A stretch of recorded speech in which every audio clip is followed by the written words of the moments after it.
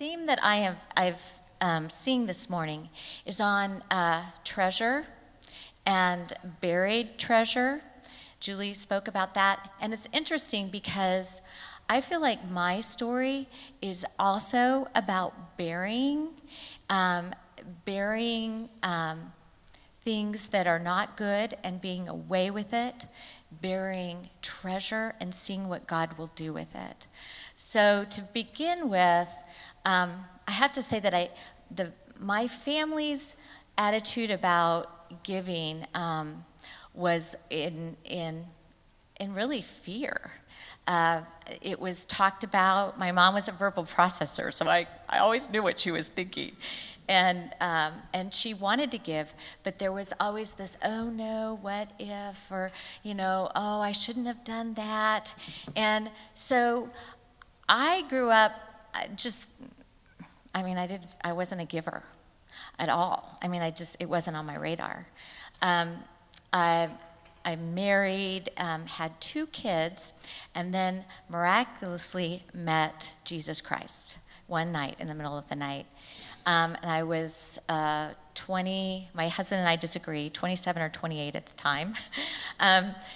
But I started entering into this journey of what it was like to be a Christ follower.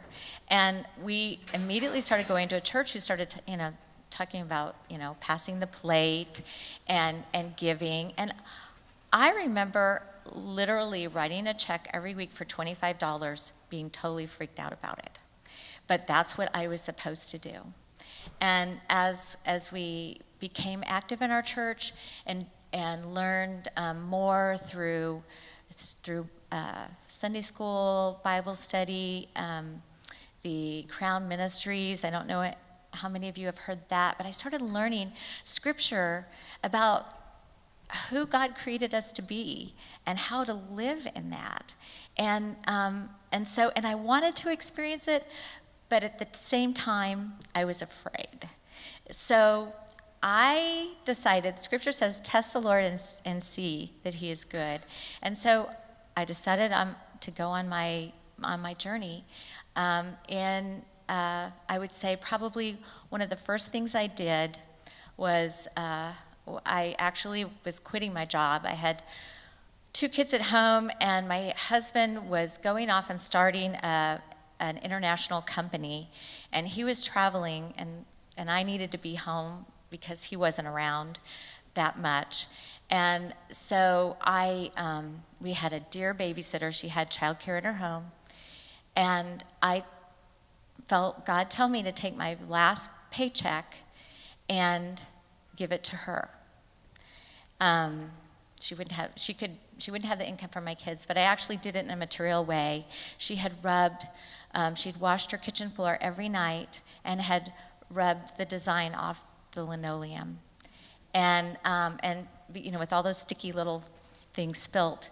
And so I told her to go pick out a floor, and I would have it installed in her home. We lived on my money, so I wasn't quite sure what was going to happen after that. We didn't always have milk at the end of the week. I had to learn how to adjust, but we always made it. There was something else. There was juice or water. So we always made it. So that's kind of how we started out, on just trusting the Lord and trying to do as what he would call us to. I remember we had a capital campaign at church, and they talk about giving. Well, at that time, we were maxed out. We had nothing really to give. But my husband had... and I don't know how he did this, but he had bought me a fur coat and for Christmas several years before. And so I'm trying to figure out how we can give anything to this capital campaign. And I thought of the coat, but I didn't know if he would be offended. And so I suggested that to him. And he said, sure. So we had this guy come at 8 a.m. on a Saturday morning and take off my coat and give us the money that we gave to the church. And I have to say, I was tempted to like, do I keep any of this, But I didn't. We just, no, this is, okay, this is what it is. So as we gave, we became more comfortable and we were more open to what God was doing. He put people in our path. It wasn't always financial. We have mentored some city sons. I don't know how many of you know or knew Thurman Mitchell. He was influential African American news reporter who became a pastor and died at a young age. But he had a little gaggle of young men who knew God, but they didn't know how to live. And 3 of them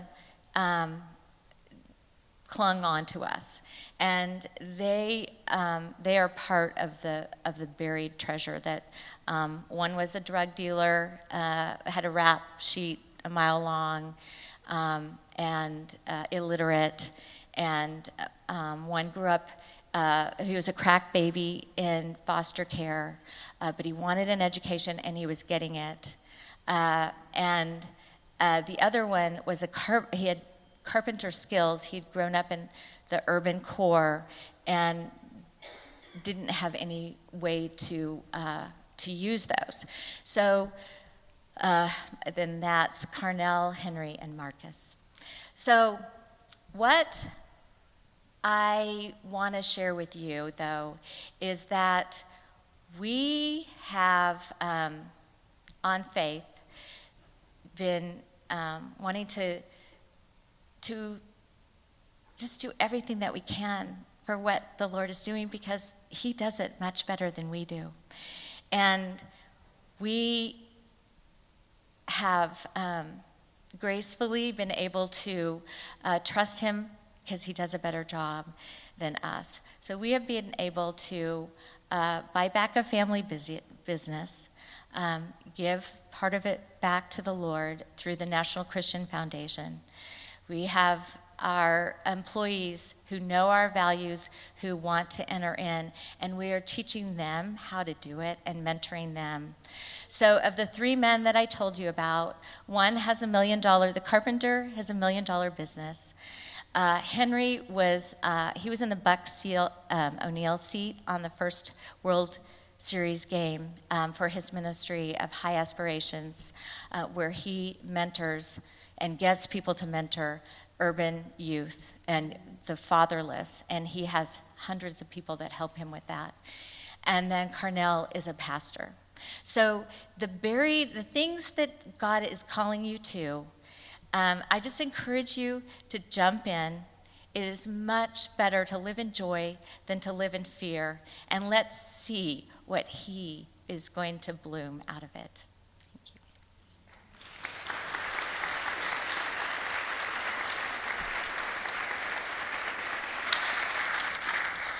Thank you so much, Shirley. If you only knew how much Shirley had on her plate.